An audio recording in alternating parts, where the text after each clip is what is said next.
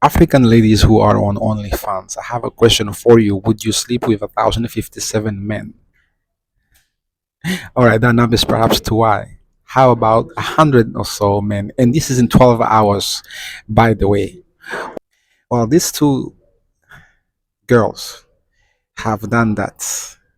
One lady by the name of Bonnie Blue, who is a OnlyFans, of course, model, posted on X that, well, how about to tell you by herself? Had 1,000 men's inside of you today. Yeah. What hurts more, your mouth or your... Probably done that a little bit. I don't need a wheelchair. Like, I am fine. Just feels like I've had a heavy day in the bedroom, which is exactly what I've had. I think if it had continued how it did for the first sort of 3-4 hours, I would have struggled. Let's get a round of applause in the room, people. There we go. Well, I would like to talk about this on my channel. For you, my viewers, if you are curious, I explore a topic in the global African diaspora. I'm also curious about what makes us different as people of African descent compared to Europeans or white people, because it's been part of my life. We've been largely influenced by Western life. Africa was colonized, so it's impossible to stay away from uh, what happens in the West versus in Africa. In my case, I live in the diaspora. Anyway, so as you heard, this lady, Bonnie Blue, she goes, that's her name. Her claim to fame is that um, she usually finds really, really young men. And I guess that's what she does. I don't have to spell it for you. But I would like to talk about this from an African lens. We are people of Africa, generally speaking, traditional. We still have values that are very traditional in a sense. Let's say conservative. Even talking about things like uh, sexual uh, things, it's still very taboo. But we now live in the digital age, and there's no denying that this tendency of overly exposure, overly overdoing things, let's say sexual freedom, some of it really is a Western influence. Corn, for example, that was introduced to Africa, came from Europe, from Germany, because growing up in Rwanda, there were some places that, yeah, had corn movies, and they were mostly European. So yeah, now our youth have is needs access to this content. So what does that mean? How is that going to impact when a young lady on the continent of Africa sees Lily Phillips or Bonnie Blue creating this type of content on OnlyFans? Is that gonna happen? Do we see that happening? Let me know what you think in the comment. Um, so these two ladies, I mean, let's talk about Bonnie Blue, because Lee Phillips did 100 men, but she plans to go and do 1,000 men. She's not done, guys. But Bonnie Blue, I mean, you heard what she says, but 1,050 men in 12 hours. People can claim that there is trauma in her life, but I don't have information to justify that. Um, but one thing that I tend to see, like one of major differences, allow me to say that white people are perhaps highest risk taker. There's a reason why their ancestors jumped on the boat and came to the continent of Africa to colonize the continent. I mean, even think about it. I mean, there is correlation follow. People who came to the, well, according to their books, to the continent and had to walk through all this unknown land and later on take over. So that element that drives, that makes them do crazy things. I can say for a fact, white people do crazy things. Why do they do crazy things?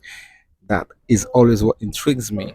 And now we are seeing with this digital age, internet and OnlyFans. I mean, just the mere existence of OnlyFans can just explain um, how crazy white people are and the type of content we are seeing and people watching it. And yes, not to say that Africans are not on OnlyFans. You are too. Um, Either as content creators and subscribers, people are making money. So are they doing this for money and fame? Most of these two ladies, I think Bonnie Blue, she's only 25 years old, so she's quite young. Um, is this just for fame, money? And if that's the case, now are we gonna see a trend happening?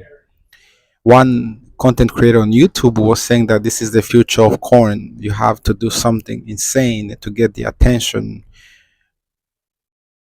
But my understanding is that there are some people, content creator on Superfans, who have not done this type of extreme things and have successfully made a lot of money.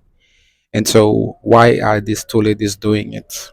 And will we see African women or girls doing it to this level and even publicize it? And I'm curious to know, how would our society respond overall? How would your mom and dad, how would the aunties respond? We as Africans, there are certain things that we still consider traditional taboo. Like I said earlier on, sex, or to talk about it, it's still very taboo in many cultures. I come from Rwanda in Africa, where, yeah, the society overall, even how we dress. If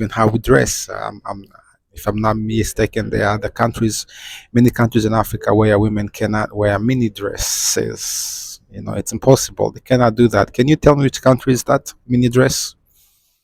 Um, this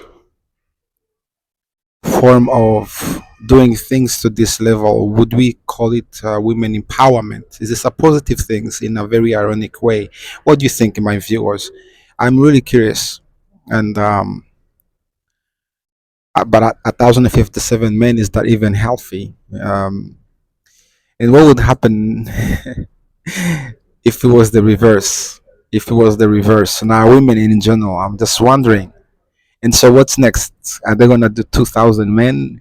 I don't want to speculate to the mental healthness, but definitely there's something out there that makes these two ladies do this. But I believe humbly so that they are not the first, they're not the last one. We will see many more doing this, because publicity is addictive, and we are here talking about them. And I'm not praising or condoning their action. To each his own. If you wanna do you, do you. If something makes you happy, do it. But I'm concerned as someone of African descent, how this may impact our girls in Africa, who are easily influenced for a number of reasons. Some are vulnerable. What does that mean? Because there's no denying that we borrow. By we, I mean Africans. We take a lot of things from Europe, from the Western culture, the way we dress, our food, the culture. You know, is completely Westernized. Sometimes it's hard to draw the lines and find what is African, what is not. So Bonnie Blue, Lily Phillips, Lily Phillips is next. She's gonna apparently sleep with 1,000 men, but it looks like Bonnie Blue has beat her to it. They're not the first, by the way. There's another lady who did that long ago and proclaimed that it's not the healthiest, but yet you have these young people. Is this some kind of naivete? Lily Phillips, she did a full-length interview for in 1 hour where she claimed that she actually enjoy what she does. How truth is that? That's another question. I know there's a lot of questions than answers, but if you are on the continent of Africa, or if you're an African in the diaspora, let me know in the comment. Let's have this conversation. I'm a curious person by nature, just exploring what makes us different from white people, as people who are from African descent, or black people for that matter. I don't want to say black because in the US, when they say black, it's the black culture.